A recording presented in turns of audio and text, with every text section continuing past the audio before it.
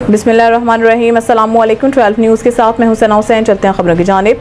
खबर शामिल करते हैं बिहाड़ी से हमारे नुमाइंदा मलिक अब्दुल गफ्फार की रिपोर्ट के मुताबिक चेयरमैन तहरीक लब्बैक पाकिस्तान हज़रत मौलाना साद रिजवी ने मेलसी में तहफ़्फ़ुज़ नामूस रसालत कॉन्फ्रेंस से खिताब किया। चेयरमैन की आमद पर फूलों की पत्तियां निछावर की गई और लब्बैक या रसूलल्लाह की सदाएं बुलंद होती रहीं।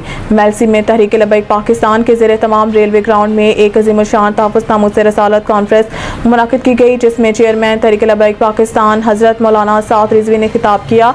चेयरमैन का पंडाल में पहुंचने पर भरपूर इस्तकबाल किया गया और फूल निछावर किए गए। हाफिज साद रिजवी ने रेलवे ग्राउंड पंडाल में हजारों कारकुनान खिताब। उन्होंने उम्मत मुसलमान पर मुजालिम के खिलाफ तमाम मुस्लिम ममालिक को इकट्ठा होने का कहा। उन्होंने कहा कि मुसलमानों को वान की बीमारी हो गई है, दौलत से मोहब्बत और मौत से डर है। जिहाद फी सबिलिल्लाह पर जोर देते हुए कहा है कि मुसलमान जिहाद का रास्ता अपना लें, दुनिया में सर उठा कर चलेंगे। तहफ़्फ़ुज़ नामूस रसालत कॉन्फ्रेंस में हजारों अफराद ने शिरकत की।